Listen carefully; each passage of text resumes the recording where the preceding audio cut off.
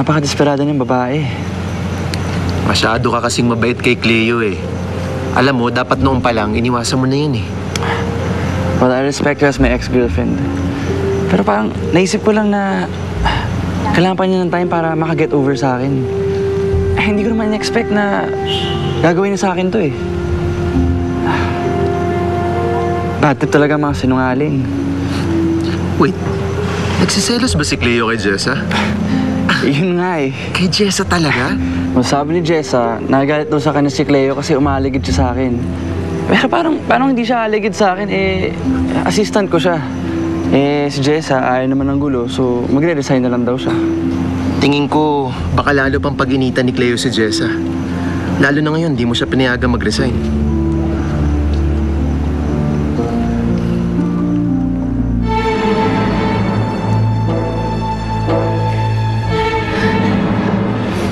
At talagang umi-eksena ka sa amin ni Angelo, ano?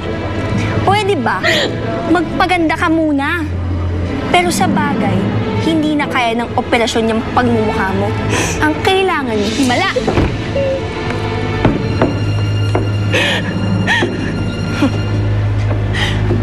Hoy, Cleo! Tumigil ka na, ah! Hindi ka na nga nilalabanan, eh! Pwede ba? Get your filthy hands off me. Kung sino ka man, pwede bang ilabas mo na tong pangit mong kaibigan? Dahil lahat kami dito, nahahawa sa kapangitan niya. Jessa, lumayas ka na. Hindi to peryang pinasukan nyo. Bumalik ka na sa circus o kung saan man kulungan ka nang galing. Dahil hindi kayo bagay dito sa mundo namin ni Angelo. Hindi pwede ang pangit dito. Hindi pwede ang pagmumukha mo dito.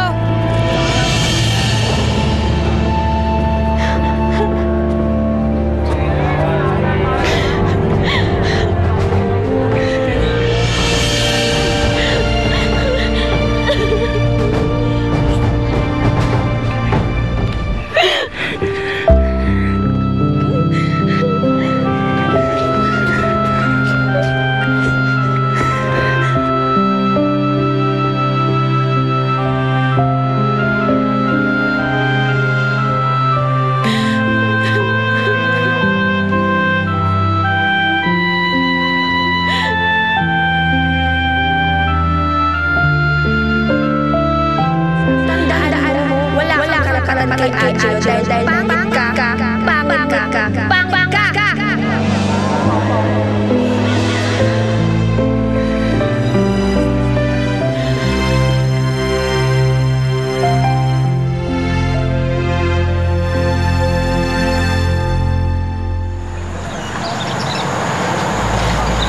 Jessa.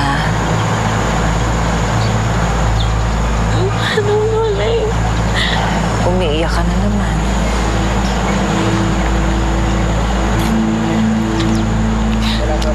Kamusta po kayo? Ikaw ang dapat na kinakamusta. Gaya po ng dati.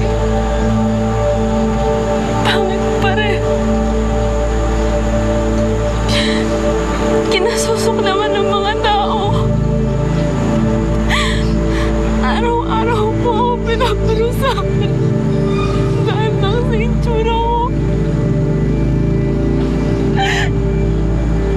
Hindi po pala sapat na maging mabait na tao lang.